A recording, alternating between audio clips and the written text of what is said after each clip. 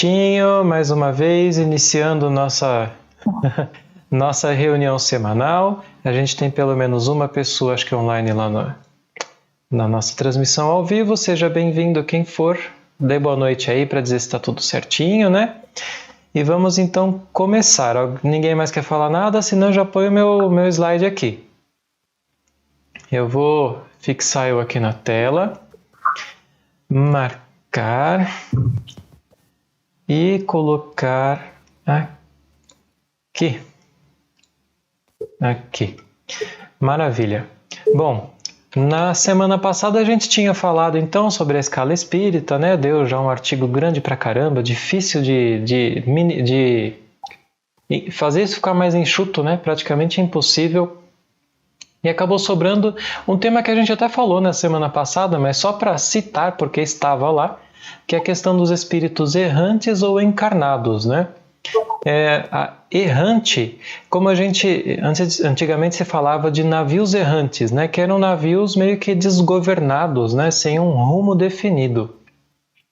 É claro que a gente tem um rumo, né?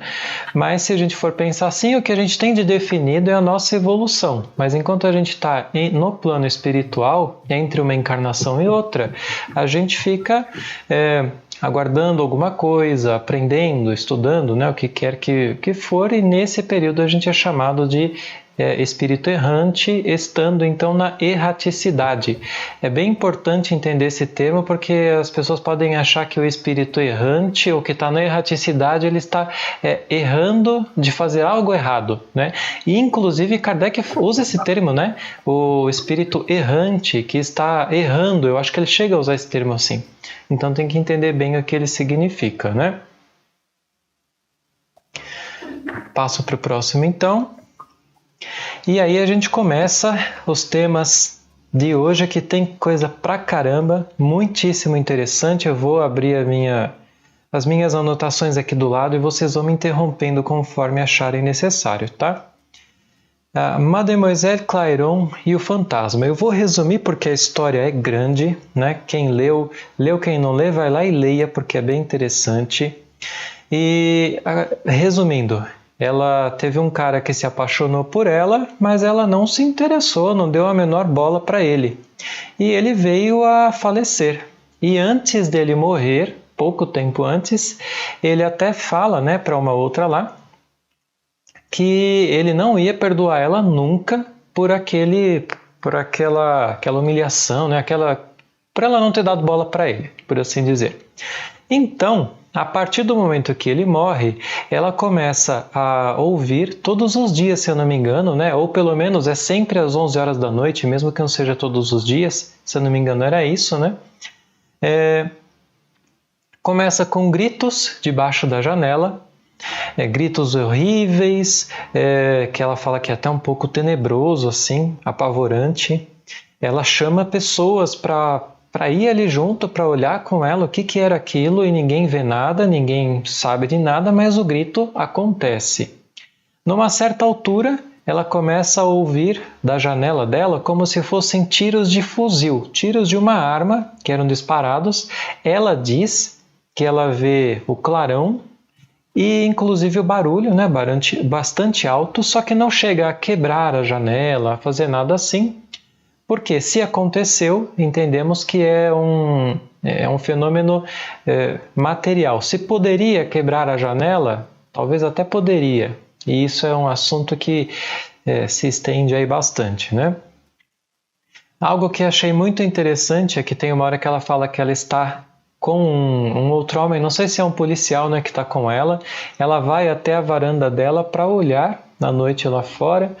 No que eles se debruçam, eles acho que ouvem de novo um barulho alto e eles são jogados para trás. Ela fala como se fosse uma bofetada. A Ariane pode falar. Então, quando ela ouve o tiro do fuzil, ela foi para uma outra cidade perto, que ia ter uma festa, não sei. E aí quando ela foi, ela pensou, nossa, nessa cidade eu não vai acontecer isso, porque lá eles não vão me perseguir, né? Eu vou estar em outro lugar. E aí que aconteceu? E nessa cidade eles chamaram até o delegado, né? Na época não chamava delegado, mas oficial de justiça. Chamou o oficial de justiça para pesquisar, porque não foi só ela que ouviu os tiros, todo mundo ouviu. Só isso que eu queria Verdade, é legal. Que é uma coisa impressionante isso aí, né? Até em outro lugar. E ela estava junto no quarto do hotel com outro rapaz, uma outra pessoa, e na sacada eles sentiram a bofetada e caíram os dois juntos no chão. Os dois sentiram a bofetada. Parece que até o rosto ficou vermelho. Sim. Assim conta a história, né? É interessante porque faz a gente pensar em muitas coisas que as pessoas dizem, que num primeiro momento a gente até fala, isso aí parece... É claro, tem coisas que a gente imagina, né? Tem coisas que todo mundo atribui tudo aos espíritos, e não é assim, a gente tem que tomar cuidado, não é porque uma porta está balançando que é espírito, né? Mas tem outras coisas muito relevantes assim, inclusive o pessoal lá no grupo do Aprendendo sobre Mediunidade deixou uns relatos bem interessantes, né? Mas eu não vou me alongar muito porque a gente está só entrando nesse assunto, então acho que vai ter muito pano para manga ainda, né? Eu achei interessante como terminou o artigo, porque Kardec fala: há uma citação sem assinatura, ele não sabe quem foi, de um rapaz lá que diz que ele atribui aquilo a uma imaginação superexcitada daquela mulher que, aliás, era uma atriz, né?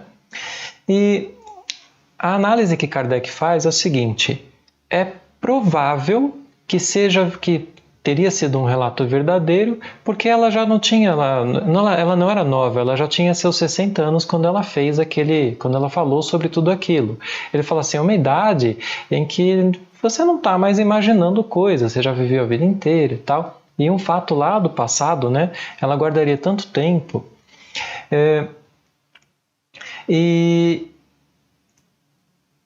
O rapaz, o que ele comenta sobre ela, né, a respeito dessa imaginação superexcitada, Kardec vem dizer assim: você imaginar uma coisa, porque pode acontecer até com a gente. Acontece uma coisa aqui na minha casa, uma vez eu arrumei o meu ventilador de um jeito e de repente o ventilador caiu para trás de um jeito que eu falei, mas não tinha como ele cair. Caiu, eu levei um susto do inferno, né? Mas assim, vou atribuir a espírito? Não, deixa eu ver o resto. Continua acontecendo, né? A gente tem que... foi o que ele falou dela, né? Uma imaginação que é presenciada por outras pessoas e que se estende por 2 anos a fio, é uma coisa assim um pouquinho complicada, né? Alguém quer adicionar alguma coisa aqui?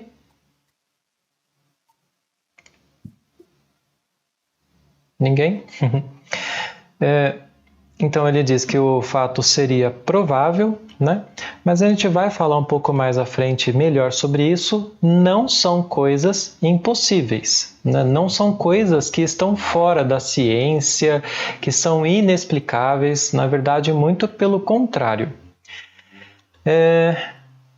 E ele faz uma nota sobre o espírito, né? Como ele sempre notou, pelo ensinamento dado pelos próprios espíritos, que todos os espíritos que agem, que produzem fenômenos físicos, seriam espíritos inferiores. Lembrando, espíritos inferiores somos todos nós que ainda estamos ligados à matéria, né? Que muitas vezes temos a matéria à frente da nossa espiritualidade, por assim dizer. Então não significa que fosse um espírito ruim, que queria fazer uma maldade. Mas também não era um espírito lá que fosse mil flores, né, como a gente dizia, porque estava ali causando uma série de complicações para ela, causando medo e tudo mais, né? Nada mais? Fala.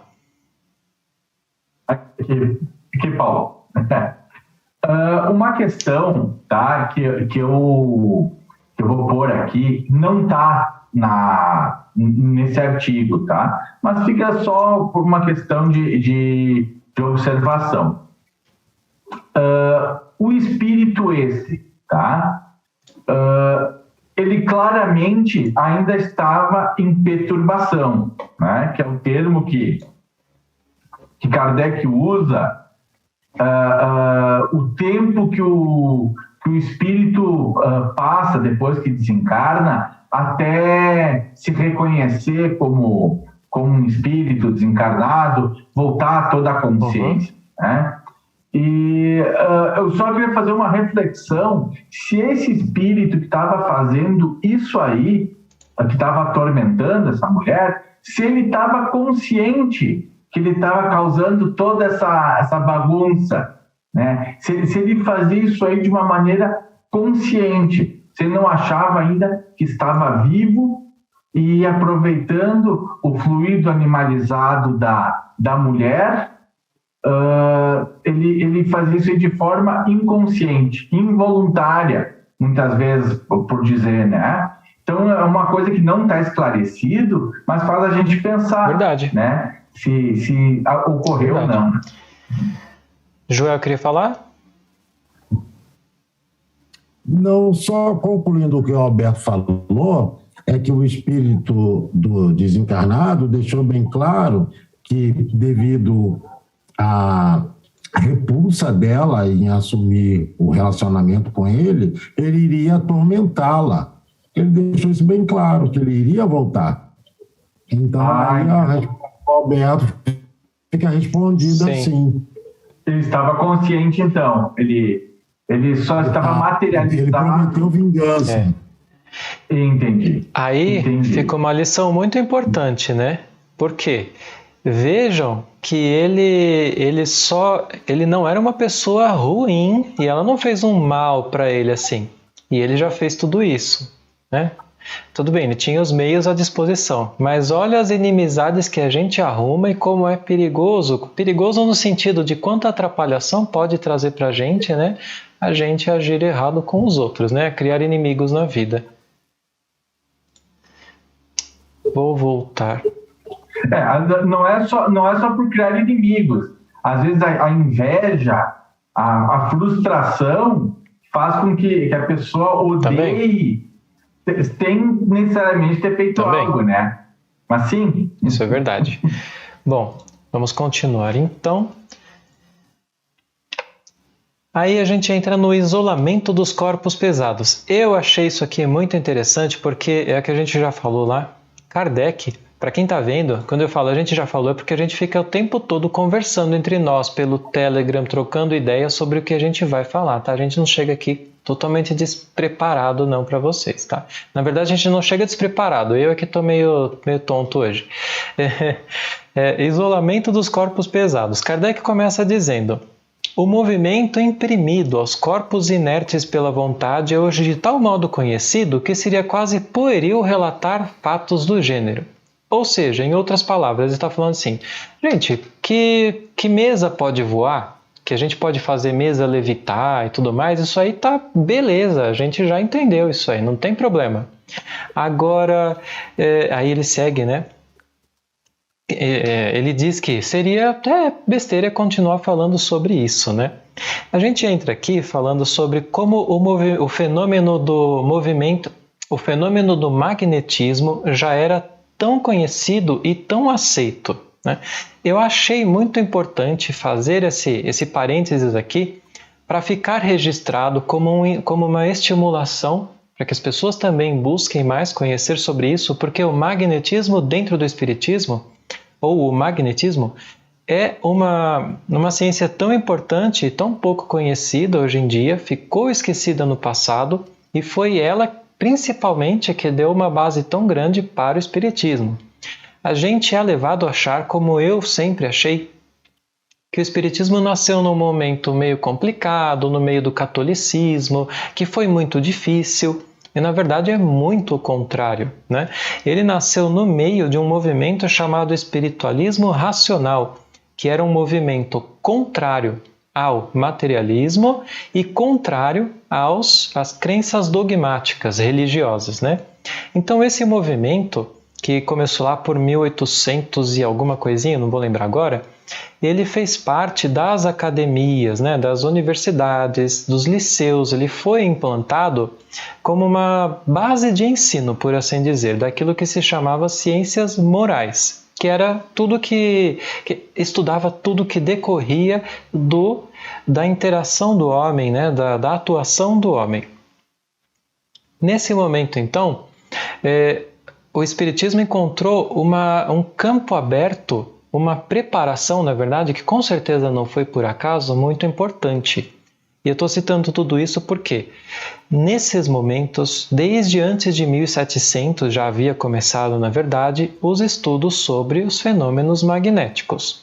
O fenômeno do magnetismo animal, além deles conseguirem a produção de sonambulismo, de algumas coisas assim, eles também começaram a conseguir produzir fenômenos de movimentação, por exemplo, de objetos, pela imposição das mãos. É por isso, deixa eu ver se eu estou se é o próximo slide aqui. Eu estou pulando um pouco as coisas aqui, mas eu vou... Não, eu já falo sobre isso que eu ia falar, eu falo depois então, né? Acontece que tudo isso acabou ficando no passado. Então, o espiritismo depois de Kardec esfriou, vieram as guerras na França, depois vieram as guerras no mundo. As pessoas tiveram que ser materialistas, tomar conta primeiro da matéria, de se alimentar, de pagar as contas, eu nem digo, mas de conseguir com o que sobreviver, né? E com isso foi ficando no passado. Eu achei muito interessante, eu até peço desculpas que eu não tinha passado esses slides para vocês, porque eu adicionei eles um pouquinho antes agora, né? Mas eu achei bastante interessante porque o fenômeno, por exemplo, de sonambulismo, que foi um dos fenômenos mais patentes que demonstravam, né, a lógica do espiritismo, da existência da vida fora do corpo, ele foi totalmente esquecido no tempo. Hoje, se a gente pesquisa no Google por esse termo aqui, né, por exemplo, estudos de sonambulismo, estudo sonambulismo alma, tentando relacionar sobre isso, a gente só encontra conteúdos espíritas e que são de lá do passado. Se a gente pesquisa em inglês, eu não achei nada. O único texto que eu achei menciona que quando eles dizem assim, se você coloca a alma no meio, faz parecer que você está falando de religião, o que é justamente o contrário do que foi conquistado lá no passado, né? Então, eu acho assim uma pena, porque teve tanta produção científica mesmo, tanta coisa de base que ficou lá no passado e que, enfim, a gente precisa recuperar. Alguém quer falar alguma coisa aí?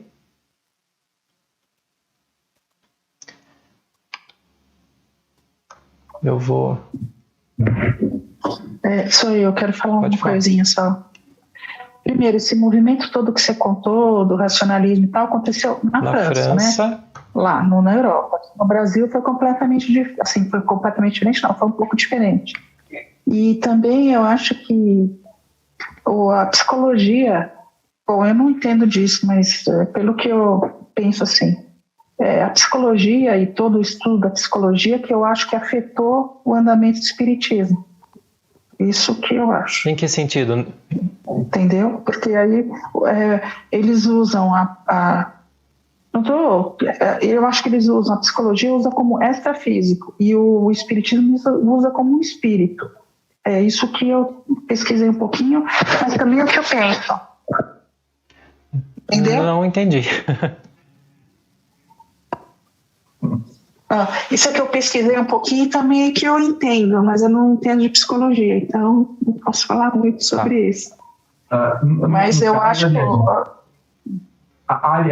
Desculpe, a psicologia, tá, é uma ciência totalmente como toda ciência, aliás, né, é totalmente material, tá? É evidente que se mistura espiritualidade, se estuda, se põe alguns elementos, se considera alguns elementos espiritualistas, sim. Mas o que tange a parte científica é totalmente material, tá? Então, mas justamente o Kardec queria mostrar que o fenômeno espírita, que o espírito era uma coisa racional, não era uma coisa extrafísica, assim, né? sobrenatural, né? Então a psicologia mostrou o contrário, que as coisas acontecem na cabeça da gente, parará, que o espírito, entendeu? Acho que abafou um pouco o movimento espírita também isso, eu no meu então, pensar, né? Eu vejo hoje da seguinte forma. Primeiro que para entender ciência, como Kardec falava, em ciência, psicologia experimental, a gente tem que se transportar para a França de 1800 e pouco, para entender o que era isso, porque a gente tinha esse campo das ciências morais e das ciências naturais. Ciências naturais era física, química, biologia, tudo que seria essas ciências físicas, né? E as ciências morais, tudo aquilo que decorre da ação humana. E dentro disso, a psicologia experimental, porque seria justamente o estudo da ação humana em si, né? Por assim dizer. Então, seria um pouco diferente até da compreensão de psicologia que tem hoje. E o que eu achei muito interessante é porque tiveram vários pensadores, por assim dizer, cientistas, né, antes de Kardec, que começaram a fazer essa conceituação desse corpo, né, de psicologia experimental, de ciência moral, e que colocou, e quando apareceu o Espiritismo, ele foi apenas uma coisinha extra, porque eles já consideravam a alma, nesse movimento, a alma como o ator. O corpo não é só, ou melhor, o indivíduo não é só o resultado de uma química corporal, né? Mas sim, quem responde seria a alma. É a alma que é o princípio de tudo, né? Então o Espiritismo só veio mostrar que, além da alma que eles consideravam, existia o espírito, que seria só o estado da alma em desligamento. Aliás, fora do corpo, né? Diga, Joel. Só desativar. Só ativar. Já desativei o microfone. Você, Paulo, e você, Ariane, conhece muito bem como é que a minha mediunidade surgiu, né? Que eu contei lá no grupo do Anderson. Olha, pessoal, para quem nunca teve vivência com o mundo espiritual e de um dia para outro passa a ouvir vozes, passa a ter comportamentos que você sabe que não são seus, até você distinguir isso, você pensa que você está ficando maluco. Aí então você parte para a parte psicológica. Teve momentos que eu me questionei, será que eu estou enlouquecendo? Será que eu preciso ir a um psicólogo, a um psiquiatra? Ou será que eu preciso ir a um centro? Então essa parte que nós estamos colocando nesse momento do debate é muito crucial, porque a gente fica dividido. Sim. Então, é complicado. Vocês vivenciaram comigo, né? Vocês dois. Acredito que o Alberto não tenha vivenciado isso comigo. Agora eu sei que é totalmente espiritual, que minhas faculdades mentais até agora, pelo que me conte, estão batendo direitinho. Era só isso, pessoal. Eu ia só acrescentar. Só vou acrescentar, desculpe, Paulo, só vou acrescentar que o nome da revista espírita é Estudos Psicológicos, tá? O psicológicos da revista espírita não se refere à ciência psicologia, e sim o mentalismo. Tá? Naquele tempo não existia esse termo mentalismo, e o espiritismo nunca vai adotar, acho que nunca vai adotar esse termo mentalista, né? Mas ele não se referia à psicologia nossa hoje, sim às ideias de pensamento da época, né? Então, não... A própria ciência, psicologia, eu acho que naquele tempo estava muito infante ainda também. Sim. Né? Então... Sim. Legal. Deixa eu passar aqui, então. Esse quadro aqui eu coloquei só a título de curiosidade, porque eu acho muito interessante, né? Porque como a gente está falando sobre fenômenos, né? Será que esse bagulho realmente existe, né? E será que alguém se dedicou a isso, né? E a gente tem essa pequena lista aí que eu tirei lá do site, não vou lembrar agora, mas enfim, depois eu coloco lá no vídeo o comentário, essa pequena lista aí de cientistas que estudaram, né? E que aí sim estudaram de forma física, ciência como a gente entende hoje, né? O William Crookes, por exemplo, foi um dos que estudou alguns médiums, um deles, que era o senhor Demer lá, que atuou junto com Kardec por um tempo. Ele fez experiências de imposição de mãos sobre uma balança de precisão e essa balança ganhava peso numa das conchas de até meio quilo. E ele repetiu essa experiência por várias vezes. Só para a gente ver como teve muita coisa séria por trás, que infelizmente uma vez mais ficaram esquecidas no passado. E continuando, aqui que eu ia falar sobre o Kardec, porque cabe aqui. Kardec, ele começa falando, a gente já entende que mesa voa, mas eu acho muito interessante lembrar o primeiro contato de Kardec com o Espiritismo, né? Porque esse senhor Fortier foi um conhecido magnetizador. Ele chegou até Kardec e falou assim, olha Kardec, olha que fenômeno legal, agora a gente descobriu que a gente pode magnetizar uma mesa e fazê-la levitar. Então, quando Kardec teve o primeiro contato com o Espiritismo, através do magnetizador Sr. Fortier, ele falou, a gente está conseguindo agora magnetizar a mesa e ela está levitando, né? E Kardec fala para ele assim, em linguagem simples, eu realmente não vejo nisso algo que seja muito contra a razão, porque a gente podia, antes o magnetismo se dava com os sonâmbulos, a gente sabia que podia magnetizar as pessoas, agora a gente está vendo que, pelos princípios da ciência, estão ouvindo, pessoal? A gente pode... Estamos te ouvindo sim, Joel. Pelos princípios da ciência, a gente pode magnetizar uma mesa, um objeto e beleza, né? Agora, depois de um tempo, esse senhor Fortier volta para ele e fala, Kardec, agora, além da gente fazer mesa voar, elas estão andando de um lado para o outro, elas estão respondendo de forma inteligente e eu preciso que você vai ver lá isso aí. E ele fala assim, né? Olha, até que me provem o contrário, nenhuma mesa pode ter nervos, pode ter cérebro, então isso aí para mim não passa de um conto da carochinha. É interessante porque Kardec passa, acho que mais ou menos um ano desse fato, desse segundo contato, né, até realmente se dedicar ao estudo do Espiritismo de uma forma mais aprofundada. E aí ele vai fazer todo um raciocínio que a gente vai ver daqui a pouquinho a respeito de como ele estudou tudo isso.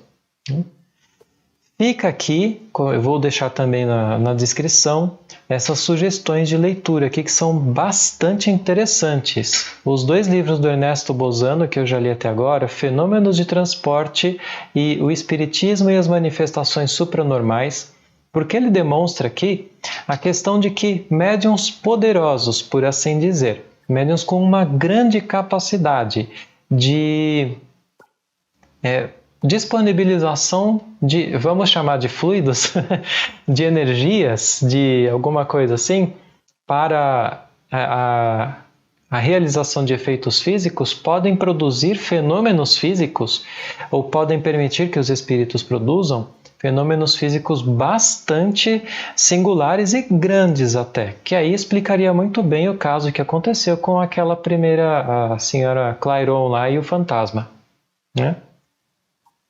Alguma coisa a adicionar aqui? Vamos em frente. Kardec entra então nesse artigo aqui, a Floresta de Dodona e a Estátua de Menon.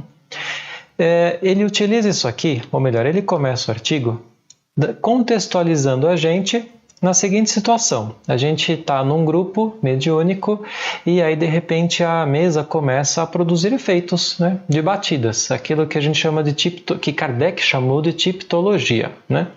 E essas batidas começam a parecer que são inteligentes, que volta nesse caso do primeiro contato dele lá, a mesa se movendo de uma forma inteligente. Como que uma mesa se move de forma inteligente ou responde de forma inteligente? Vamos chamar a mesa por enquanto, né?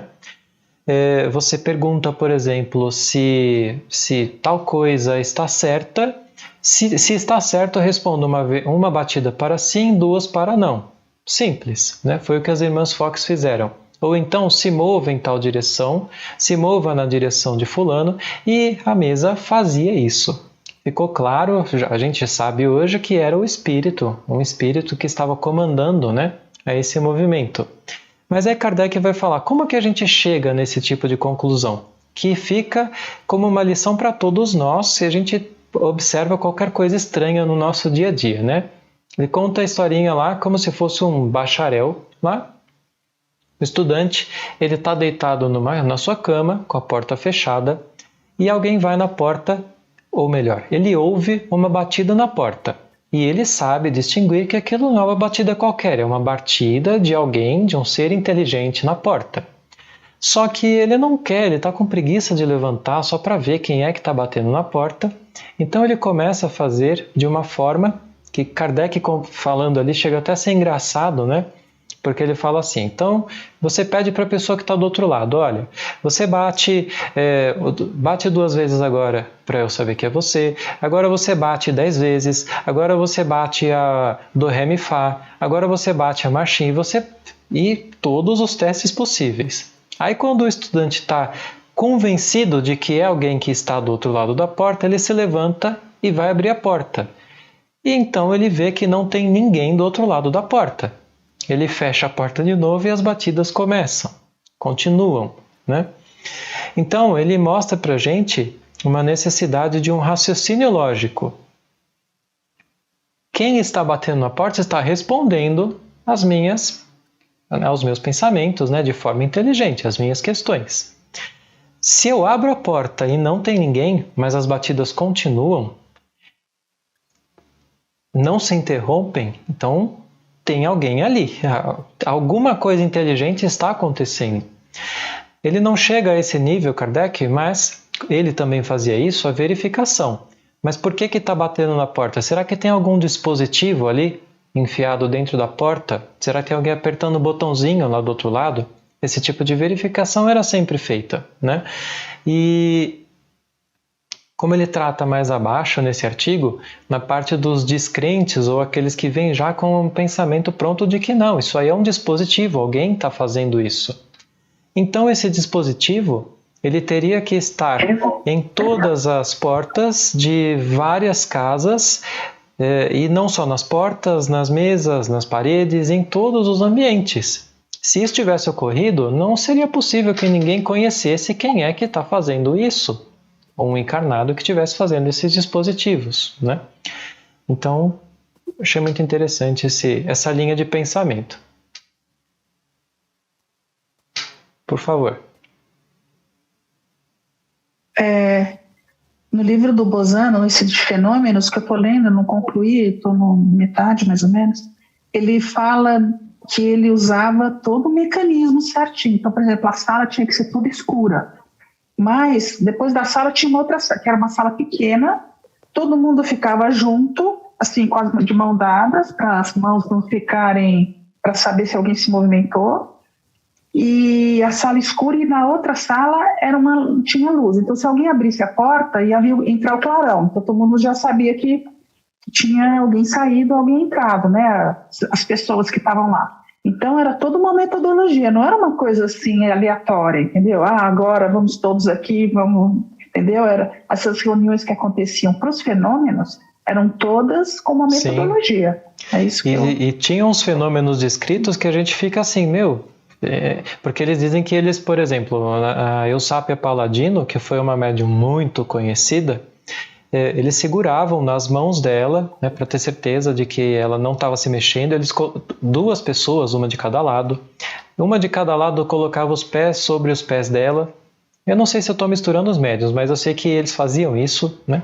E com tudo isso preso, ainda assim os fenômenos aconteciam, as coisas se moviam e tudo mais. Então, realmente não era uma coisa feita de aconteceu, eu acredito, nunca foi, né? Exato. Tem um que ele conta que ele estava com ele e acho que a esposa dele do outro lado da médium. E a pulseira passou de um lado para outro e ninguém percebeu, mas eles estavam de mãos dadas. Como é que a pulseira tinha passado de um braço para outro? Não tinha como acontecer aquilo. Sim. Bom, enfim. Não é, e todos os casos que o Bozano estudou, que o Bozano estudou muito isso, muitos ele desprezou, porque passou por algum probleminha que não deu certo aquela experiência, aquela experiência era inválida. Então foi uma coisa que todos os que ele narrou foram que passaram por todas o protocolo, vamos dizer assim, dele para aquele tipo de manifestação. Que interessante, legal. É isso, né? E alguns... e também outra coisa, esse dos toques na porta, na madeira, eles usavam também muitos o código Morse, porque tinha muito oficial também que faziam as coisas, participavam das reuniões. E alguns espíritos mandavam mensagem pelo código Morse. Achei interessante legal. Isso. Toque rápido e toque curto e... Verdade. Era um bom código para a época. Kardec encerra falando sobre as variantes de crentes e descrentes, né? Então, como eu já falei, aqueles que já vinham de mente fechada, isso aí é besteira, isso não existe, portanto não pode ser espíritos, né? E Kardec fala, a gente não tem que ficar gastando tempo com eles, porque um dia eles vão entender, seja agora, seja depois, né?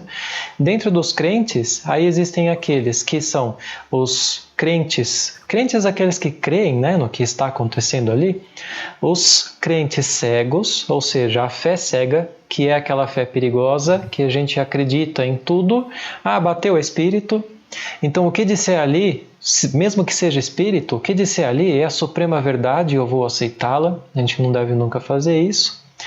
Os crentes, que são os que creem de forma raciocinada, entendem o que está acontecendo ali, e eu acho que eram esses dois, né? Não lembro se eu tinha notado mais algum. Vou passar em frente aqui. Sim, e aí ele termina voltando lá no passado, né? Por isso o título do artigo, né? A Floresta de Dodô, na Estátua de Mênon, que era lá nos tempos dos primórdios, as primeiras raízes do espiritismo, por assim dizer, onde existiam o vento sibilante entre as árvores, as estátuas que emitiam sons e tudo mais, e que quando não eram peças para enganar as pessoas, eram as primeiras manifestações, né, de espíritos, já lá 3.000 anos atrás.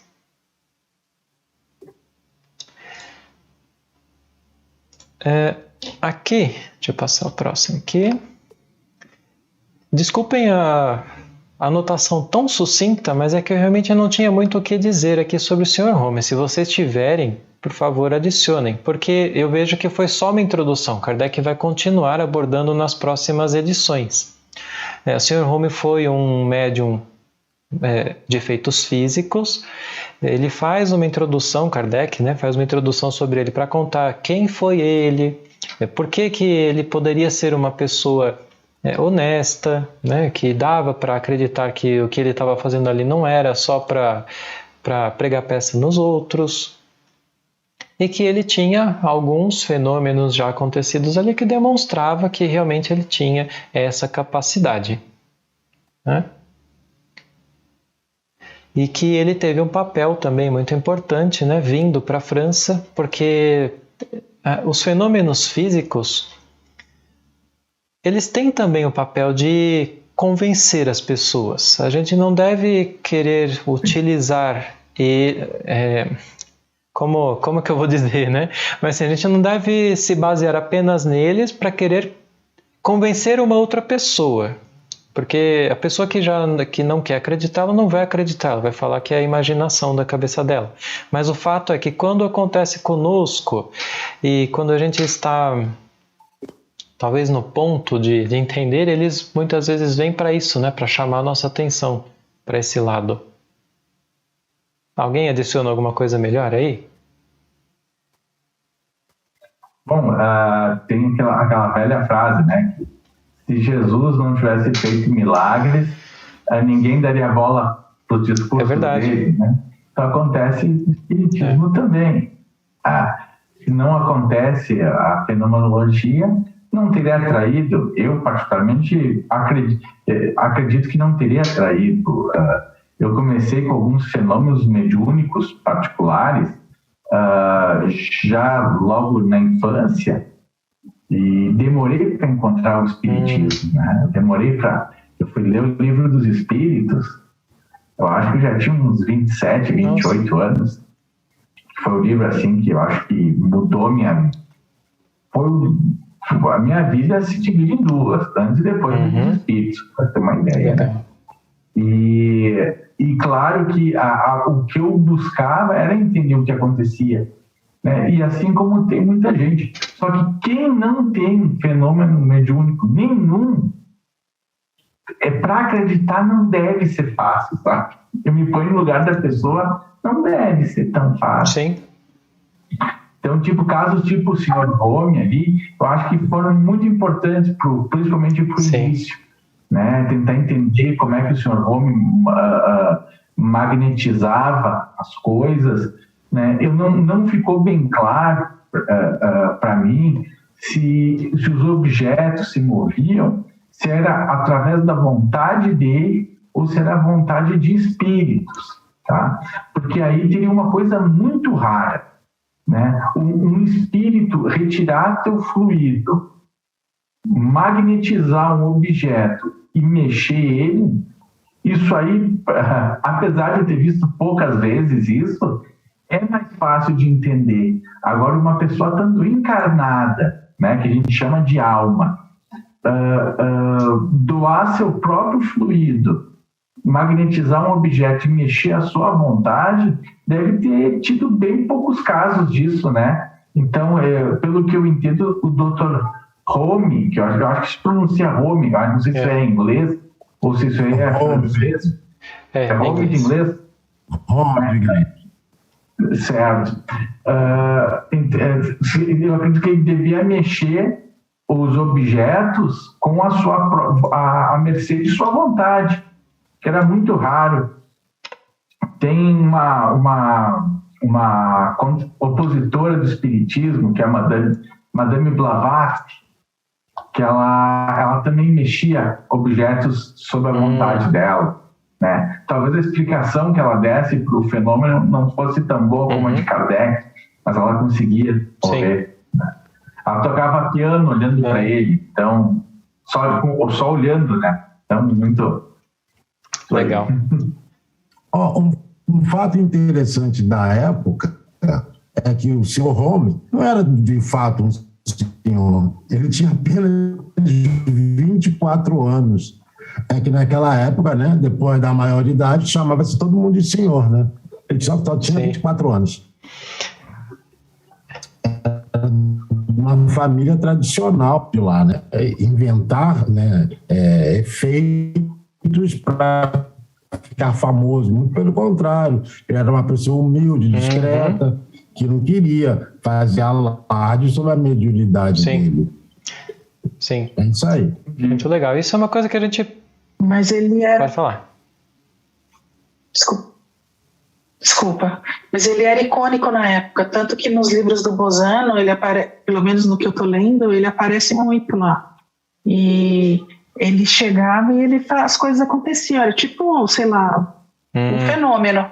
Parece que a irmã dele também era... como é que fala? Também médium.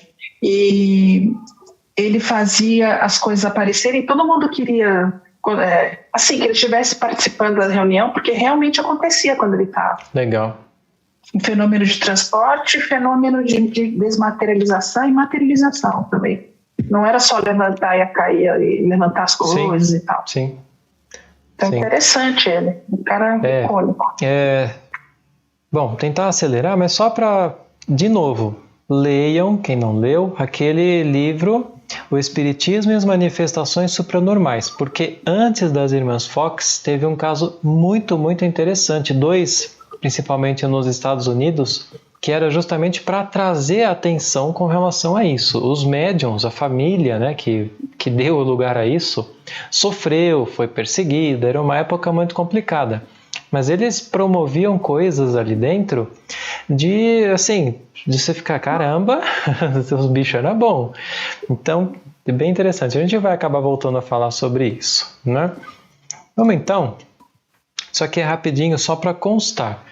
Essa palestra de além túmulo, né? Essas evocações que que Kardec fazia, dessa vez foi com um espírito que foi uma menina de 13 anos e que então se tornou o gênio daquela família. Significa, ela se tornou o espírito protetor, né? E para continuar ajudando eles ali. É interessante que ele conta antes, eu não coloquei aqui, mas que ela conta que ela teria sido um homem na vida anterior e que ela teria dado àquele homem, teria sido um homem de bem, né? Ela deu boas virtudes àquele homem e nessa vida já teria vindo como mulher. E ela cita algumas coisas, né? Que a reencarnação dela não tem data definida, que ia se dar em outro mundo, que eles perguntam sobre a sensação do corpo, se ela tinha. Ela fala que quando ela começa a pensar muito, né, no corpo, ela sente de novo as sensações físicas, né? Isso porque ela era um espírito que já estava assim bem. Então imagina um espírito mais perturbado, o quanto isso fica, né? Essas sensações ficam na cabeça. Ela cita a questão do deslocamento do espírito pelo espaço que se move com a velocidade do pensamento. Isso é uma das coisas que a gente mais vê, universalmente concordante, que você pensa, você está lá, em espírito. Levanta a questão para algumas coisas que a gente não vai querer abordar agora, né? Mas enfim. Ela com... Não, a gente não quer abordar agora, mas tem uma questão muito importante. No momento que pensa, se transfere para esse lugar ou percorre um caminho até chegar lá? Isso é uma questão que não sei se é bem respondida, né? Mas, nessa curta palestra com ela aqui, ela diz assim, que a forma física dela, o perispírito, está aqui com ela. Ela está aqui nesse lugar. Na hora que o pensamento dela se projeta, sei lá, para Júpiter, o perispírito dela aqui se desfaz e se refaz no outro ambiente. Então, assim, é bem interessante, né? Ela fala que desvanece. Isso. Como se vaporizasse. Então pronto, respondido, né? Respondido. E aí, no fim...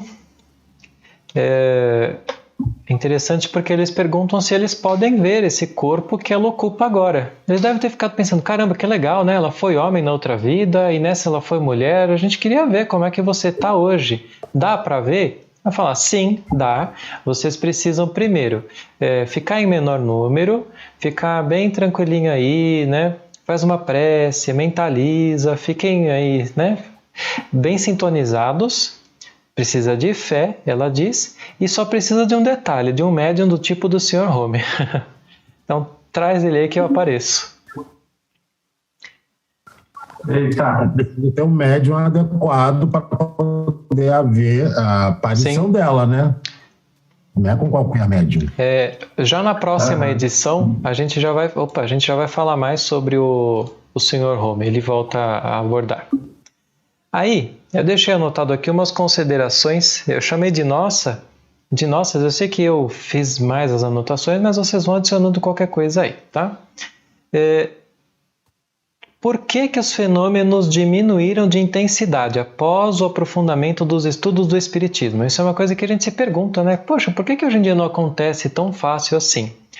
Eu achei muito interessante, como eu falei, aquela questionamento que eu fiz sobre isso lá no grupo do Aprendendo sobre Mediunidade, gente falando que, uma que falou lá que colocou o quadro da filha na parede e tinha mais gente com ela, de repente esse quadro, como se tivesse caído, só que ele veio deslizando lentamente pela parede até chegar no chão, então foi uma coisa meio, não foi uma queda, né? E tinha gente com ela que deu no pé dali, saiu correndo porque ficou com medo. Mas só acrescentar. Da onde se tira essa informação que diminuíram a intensidade dos acontecimentos? Então, senso comum. Acontecia uma coisa naquela época, ia para livro, ia para revista, ia para jornais. Isso é verdade. Né? Agora, eu acredito que deve ter aumentado e muito esse tipo de fenômeno. Então. Né? A materialização... Enquanto os centros espíritas espalhados pelo... Vamos focar mais em Brasil, que acontecem materializações. A única coisa é que o pessoal não sai correndo de lá para botar em jornal, porque, teoricamente, para espíritas, isso aí é uma coisa normal, né? Uma materialização, enfim, transporte de objeto, né? Eu já vi bastante essa parte de mexer objetos durante o ato mediúnico. Interessante. Né? E, claro, não sair por aí espalhando, né? Então, quer dizer, eu acho que aumentaram muito Eu ia falar, o que eu estou falando aqui é meio que assim, senso comum, porque a gente realmente não vê tão divulgado assim, né? Na época, até por causa daquela questão de ser um momento propício das pessoas estarem estudando sobre aquilo, ia para o jornal, porque era interessante. Aí, eu tenho duas opiniões que eu já ouvi. Na verdade, tem uma que eu ouço muito, a outra acho que é mais minha mesma. De que isso serviu naquela época, como a gente já entendeu, então não teria mais necessidade de acontecer, né? Essa é uma forma de ver. O meu questionamento que vai na linha do que você falou. Eu acredito que sim, está aumentando, embora eu não tenha presenciado nunca, além do espírito que bateu as teclas da máquina para me assustar, nada muito mais profundo, mas eu imagino que a gente está como se a gente estivesse vivendo de novo uma coisa parecida como lá no passado, porque Kardec, antes dele, passou por uma fase de materialismo muito forte, de uma complicação grande na sociedade, veio uma reação espiritualista e o espiritismo. Hoje a gente já tem o espiritismo, mas eu acredito que... E ele nasceu pelo fenômeno físico para chamar a atenção, né? E eu acredito que hoje está aumentando para chamar ainda mais a atenção para tudo isso, né? O detalhe de hoje em dia é que quando a pessoa começa a ter um fenômeno estranho lá na casa dela e por alguma razão ela pesquisa e ela vai ver lá alguma coisa falando sobre mediunidade, ela hoje tem onde pesquisar, né? E onde encontrar informação.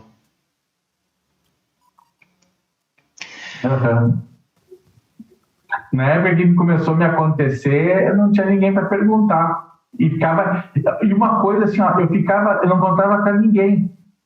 E eu acho que é muito normal as pessoas que passam por esse tipo de fenomenologia também não falarem para ninguém. É medo, né, de ser julgado como louco, ser internado, sei lá. Bom, e olha só, a gente vai conseguir terminar, hein? Eu achei que ia demorar mais. Opa. Último artigo da revista. Na verdade, eu acho que esse não é nem o último. A gente inverteu a ordem aqui para ficar mais fácil de gerir tudo. Mas uma dissertação moral, né? São Luís, que era o espírito que meio que comandava os estudos ali, né, de Allan Kardec, ele transmite uma mensagem através dessa senhora Hermance Dufault, senhora que acho que tinha 15 anos na época, provavelmente, falando várias coisas lá interessantes, que é interessante cada um ler, fala sobre a avareza, né?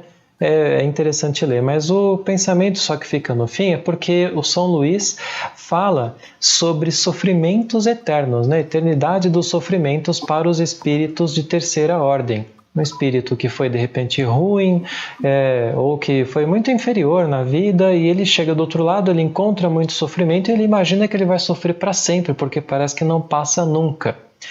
Interessante, porque Kardec está sempre de anteninha ligada. Se o espírito falou alguma coisa que ele falou, opa, peraí, eu acho que esse aí não é São Luís, não.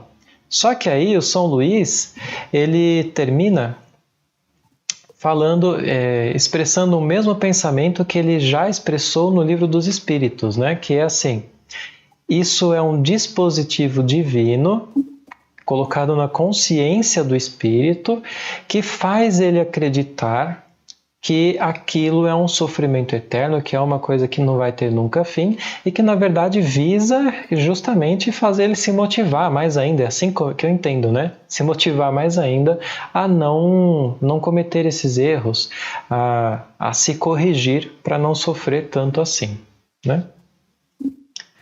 Algo mais? Viu, Paulo? Esses são o São Luís XVI, rei lá da França, que foi canonizado? Eu acho que é. Se eu não me engano. Acho que ele era chamado de o Bondoso. Acho que ele foi canonizado, sim, pela Igreja Católica. Sabe. São Luís XVI, o que seguiu o Luís XV, que é o mais famoso, né? A Ariane está sem som. Pode seguir. Eu não sei qual Luís que é, mas é esse o Bondoso. Não sei que número que ele é, mas é o Bondoso, é esse aí mesmo. É o 16. Ele escreveu muita coisa. Ela conversava com ele, sei lá, ele ditava para ela, e ela participou muito do Livro dos Espíritos, né? E do Evangelho também. Os médiuns. Casualmente, eu tive que reler toda a questão das manifestações físicas. Eu li no domingo e hoje terminei para poder dar suporte ao nosso encontro de hoje, né? E São Luís é muitas vezes interrogado a respeito dos fenômenos físicos. Então, eu acho que não é por nada que São Luís deu bem nessa edição, né? Verdade. Legal, então. Terminamos em ponto. Certinho. Bom, gente. Alguém quer fazer uma prece rapidinha para terminar? Temos mais um minutinho, Paulo. Uns 7 minutos. Eu só gostaria de falar uma coisa para não ficar em branco, tá? Até pensei se ia falar ou não. A questão de avareza, tá? Avareza é um vício, né? É uma coisa muito, muito complicada que nos acomete. Tem uns que dizem que é uma doença espiritual. O cristianismo em si diz que é uma doença espiritual, né? Ou como no espiritismo a gente aprende que é um vício que a gente vai ter que eliminar. A gente não tem o costume de dizer que um vício é pior que o outro, tá? Porque todos os vícios provêm do egoísmo, do orgulho e atrapalham a nossa vida e do semelhante. O problema de tudo isso é como tirar de uma pessoa um vício, tá? Como tirar de uma pessoa o vício da inveja, o vício da avareza, o vício do ciúme. Gente, é muito difícil, tá? Muitas vezes a gente fica pensando o porquê do ciclo reencarnatório, o porquê das provações, o porquê das expiações, é justamente para tirar esses nossos vícios, né? Que o adiantamento que se fala espiritualmente é a remoção deles, né? Ou ainda, vendo sobre outro aspecto, é criar em nós a virtude contrária a esse vício. Ou seja, para combater a avareza, não adianta dizer que tu vai para o umbral, que tu vai para o inferno, se não tirar a avareza. Não adianta nada falar para a pessoa até aqueles 15 dias, a pessoa fica ali, né, meia dizendo que se tratou, que se curou, mas no primeiro sinal, na primeira choque que tem de situação, ela volta a apresentar a avareza. Esse tipo de coisa, eu como psicanalista, para tirar, ou melhor, um vício como a avareza, como pode ser outro, tá? Para fazer a pessoa diminuir um pouquinho, leva muito tempo, leva muita estratégia, né? Mas nós temos uma coisa que é natural, que são as provações e as expiações, que nos ajudam a tratar esse tipo de coisa, desenvolver a generosidade para combater a avareza. Só quis botar essa pequena parte, porque hoje foi muito material, né? Nosso estudo hoje foi basicamente material. Então, e como o Kardec deixou aquele texto no final, então vamos falar um pouquinho para para centralizar o espiritual Legal. em nós aqui. Tá? Legal. Só pegando um gancho rapidinho, bom que você falou isso. Como a gente está terminando o mês, né, Setembro Amarelo, questão de suicídio, a gente até colocou o artigo lá no site, e é justamente essa forma de ver a vida, né? Porque quando a gente encontra as dificuldades da vida, que não foram as que a gente criou por nós mesmos, a gente tem que entender que são dificuldades que não vêm para castigar a gente, mas sim como oportunidades, muitas vezes difíceis, e cada um sabe o que passa na vida, né? Mas que são oportunidades que sim, nos ensinam, por mais difícil que seja. E é aquele negócio, né? Quando a gente entende isso, o Joel estava falando antes, né? Que depois que entendeu o Espiritismo, nunca mais reclamou. Porque é aquela situação da gente às vezes passar ali quase achando que vai explodir, que você vai perder a cabeça, às vezes sob lágrimas. Lembrando que é sempre importante, né, que as pessoas busquem apoio, né, quando estão nessa situação, não passem por tudo isso sozinhas. Mas a forma de ver a vida com o Espiritismo é você às vezes chegar até esse ponto, mas falar, não, eu vou seguir em frente porque eu tenho que seguir em frente e passar e modificar. Quando a gente se modifica, muitas das inquietações que vêm de fora deixam de nos atingir, né? Aproveitando só um pouquinho sobre essa questão do suicídio, então, para encerrar minha fala. Agora eu prometo mesmo. Gente, suicídio, tá? Quando a gente está em depressão, quando a gente está em angústia, procurem ajuda. É centro espírita, é o padre, é o psicólogo, psicanalista, psiquiatra. Nunca deixem de procurar ajuda. Quem vai ver esse vídeo, espero que para os próximos 100 anos fique no ar esse vídeo. Não deixa de procurar ajuda, não tenha vergonha. O que tu está sentindo é uma coisa normal e tem cura, Sim. tem saída. Tá? E um convite a todos, tá? Para lerem, tá? Como hoje é o último dia de setembro do Setembro Amarelo, né? Kardec, no livro Entre o Céu e o Inferno, entrevista dezenas de suicidas. Além da revista Espírita, ele concentrou umas 10 ou 12, eu acho, entrevistas no livro Entre o Céu e o Inferno, tá? Sobre a condição que ficam os espíritas. Os espíritos que se fixaram, tá?